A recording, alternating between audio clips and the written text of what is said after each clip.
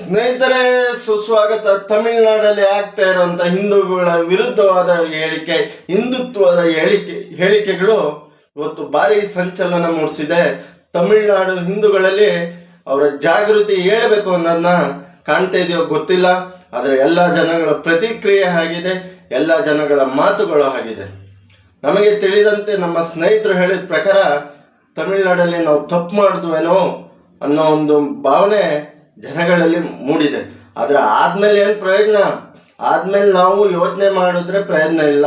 ನೀವು ಮೊದಲೇ ಯೋಚನೆ ಮಾಡಿದರೆ ನಿಮಗೆ ಒಂದು ಮಾಣಿಕ್ಯ ಮುತ್ತನ್ನು ಕಳ್ಕೊಳ್ಳೋ ಪರಿಸ್ಥಿತಿ ಗೊತ್ತಿಲ್ಲ.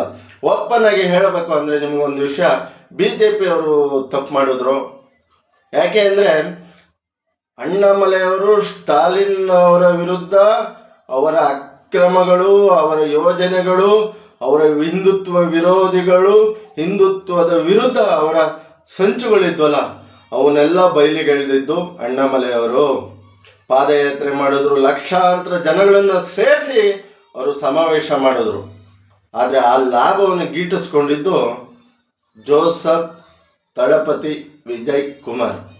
ಯಾಕೆ ಈ ಮಾತು ಹೇಳ್ತಾ ಇದ್ದೀನಿ ಅಂದರೆ, ಉದಯನಿಧಿ ಸ್ಟಾಲಿನ್ ಅವರು ನಾವು ಹಿಂದೂಗಳಲ್ಲ, ಹಿಂದುತ್ವದ ವಿರೋಧಿಗಳು ಅಂತ ಅವರು ಹೇಳ್ಬೇಕಾದ್ರೆ ಕೈ ಮುಗಿದು ಹಿಂಗೆ ಹೇಳ್ತಾರೆ ಅಂದರೆ, ಒಬ್ಬ ಮುಖ್ಯಮಂತ್ರಿಯಾಗಿ ಎಲ್ಲರನ್ನೂ ಸಮಾನವಾಗಿ ಕಾಣದಿದ್ದರೆ ಅವರು ಅಲ್ಲೇ ಉತ್ತರ ಕೊಡ್ತಿದ್ರು.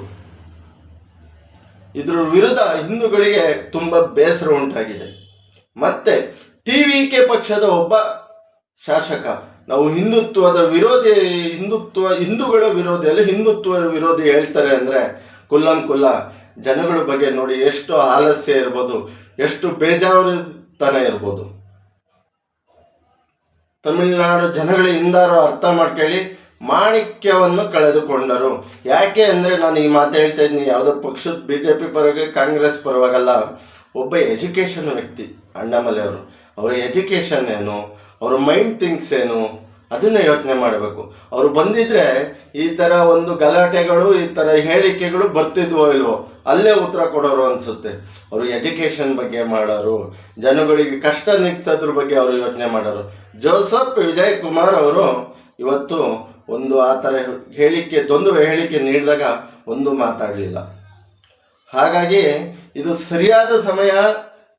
ಅಣ್ಣಾಮಲೆ ಅವರು ಮತ್ತೆ ತಮಿಳುನಾಡಿಗೆ ರಾಜಕೀಯಕ್ಕೆ ಎಂಟ್ರಿ ಕೊಡಲಿ, ಮತ್ತೆ ಅವರು ಸೌಂಡ್ ಮಾಡಲಿ, ಅಕ್ರಮದ ವಿರುದ್ಧ ಸೆಟ್ಟೆದ್ದು ನಿಲ್ಲಿ, ಕಷ್ಟ ಇರೋ ಜನಿಗೆ ನೆಲೆಯಾಗಲಿ ಅಂತ ನಾನು ಕೇಳ್ಕೊತೀನಿ. ಮತ್ತೆ ಮಾಡಿದ ತಪ್ಪನ್ನು ಅಣ್ಣಾಮಲೆಯವರನ್ನು ಕರೆತಂದ ಪಕ್ಷವು ಮಾಡಬಾರ್ದು ಅಂತ ಹೇಳ್ತಾ ನನ್ನ ಎರಡು ಮಾತುಗಳನ್ನು ಮುಗಿಸ್ತಾ ಇದ್ದೀನಿ.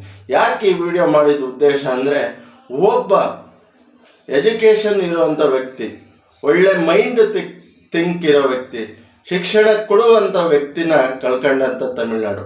ಹಾಗಾಗಿ ಎರಡು ಮಾತು ಹೇಳ್ತಾ ಇದ್ದೀನಿ.